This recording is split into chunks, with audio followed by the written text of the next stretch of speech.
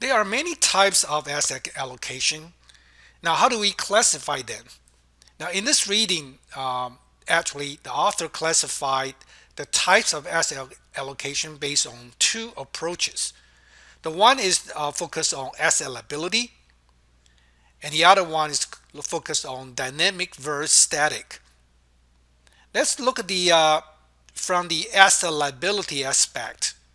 How do we classify different type of asset allocation strategy?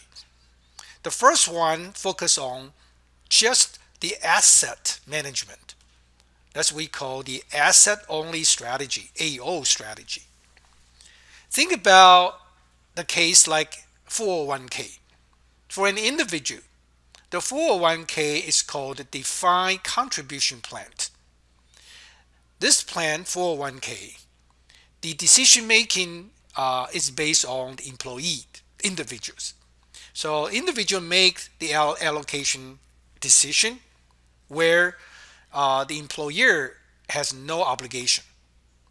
So for individual, since the capital is contributed from the employer and there's no borrowing activity, therefore the asset allocation strategy for the DC plan is a purely asset only approach. Okay. So the key is that there's no liability obligation. Okay. So in other words, the liability is not explicitly modeled. All right, modeled. Now, for the institutional investor, think about foundation. Think about foundation like university foundation. The university foundation, their capital source primarily from private donation, and the donation is purely the equity activity. And there's no borrowing or liability issue there. Therefore, no liability obligation. So for with university foundation capital management, that is the asset only approach. Endowment is very similar to foundation. The capital source is also from donation. There's no liability issue. So in the exam, we know that for institution, as long as they have no liability obligation, it is asset only approach. This is very important for foundation and endowment. On the other hand, so let's see about the DB pension plan, for example. This is for individual, right? However, the DB plan, the asset allocation is conducted by the firm, the employer. Defined benefit plan. Defined benefit plan. The benefit, all right, is different from the contribution, right? In other words, contribution meaning that the employee contribute their own wage salary portion of that to the pool and the company match. So it's a contribution where the benefit plan employer the employee does not contribute anything where it's purely the benefit from the employer. So since the benefits is from the employer, the control power about and actually the management of allocation will be actually located in the firm. The firm had a responsibility. Now, how does that obligation is? For the DB plan, the main obligation is that the firm have to pay employee their pension, their retirement fund. All right, so that retirement fund becomes firm's obligation. That obligation is a so-called the pension liability. So the pension liability, when we want to manage that one, then is the asset liability management approach called ALM approach. So for other institutional investors like such as insurance company, as a banks, for insurance company they have insurance claim is a part of the liability. For the banks, basically, all right, they also have the liability. They actually borrow from the individual and then issue the loan to generate as an asset to generate return. So it is the asset liability side. All right. Liability is a deposit, asset as a loan. So it is an asset liability management approach.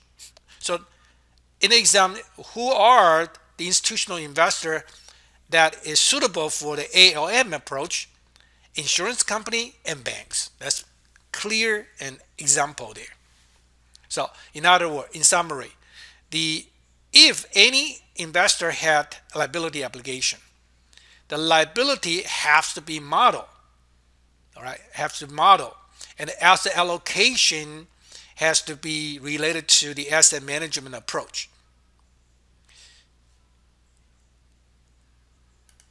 Under this model, ALM model, one thing we need to be careful and pay attention to is that the asset and liability adjustment is not through the discount rate or the cost of capital. If you remember in the past, when we do asset valuation, firm's valuation, we talk about free cash flow to the firm and discount by WACC, weighted average cost capital. So what is the weighted average cost capital? WACC. That is including the liability, debt, and equity at the same time. So it's adjusted by the discount rate. However, under the ALM, we do not adjust the discount rate. In fact, we adjust the value or basically adjust for the cash flow. So the purpose, for example, is to maximize the risk adjusted future surplus. Right? Say, for example, for pension fund, surplus meaning is additional cash flow. Right? You can generate. So we try to maximize that flow, cash, additional cash. All right. In other words, maximize that. It's not just a return. We maximize the value of that surplus. Okay. So this is different. In other words, you need to take the net cash flow as approach instead of using the WACC approach. So this usually in the exam make people confused. For asset allocation, and especially for institutional investor, as insurance company, banks, or the DB plan, the focus is a surplus, additional cash flow, not the WACC. Okay. So since this is liability obligation, there's obligation of liability. So basically, the allocation to fixed income is a necessity. Right? It's not just it's just not only an option. Basically, my viewpoint here is that since it's the asset liability approach, the allocation to the fixed income part in your portfolio, it's a necessary component. Second approach to classify asset allocation is through the concept of dynamic versus static. Let's talk about static. Statics basically is more like the policy type of portfolio. It won't change over time. It's a base. Okay, so it does not consider the link between the optimal decision at the different time period. So time variation is not an important in a static approach. Right. So you say, what is static approach? The static approach as allocation is a core allocation. Like we talk about the fundamental strategical approach, not a tactical approach. So it is a static. All right. They ignore the link between the optimal asset allocation across different time period. That's the time is irrelevant in this time. It's a core. However, on the other hand, dynamic approach, all right, had advantage, all right, is that had the some kind of value there is because it consider the time value. In other words, we looking at the dynamic change of the asset allocation, all right, dynamic change of environment. So we have a dynamic change allocation in order to achieve the optimal solution, to get optimal solution. Now, over the period of time, for example, we have different business cycle. The allocation need to justify because in each period of time, in a short period of time, you will have different return and different risk. Therefore, dynamic strategy is important for search for the optimal asset allocation. But there's some difficult.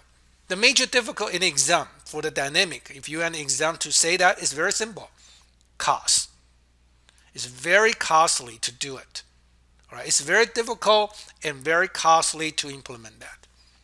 Even though you use the Monte Carlo simulation, but the Monte Carlo simulation approach, all right, it is a difficult approach because what parameter you should use to justify your the optimization is a very difficult to do it.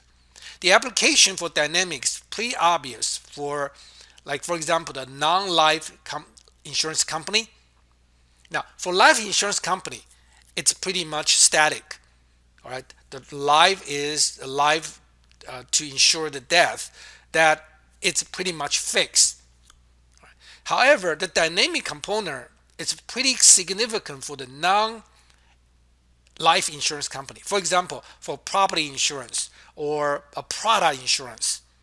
The product insurance like inventory for an importer, all right, or the retailer, and there's a dynamic problem or dynamic risk there. For example, maybe you have some kind of protest, all right, from the labor unions, and then will stop their supply chain from the harbor.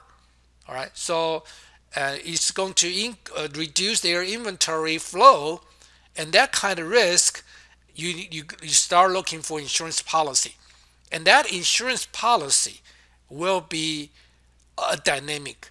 All right, so for the non-life insurance company, in order to actually hedge their dynamic risk, their asset allocation in terms of their asset capital management has to be dynamic.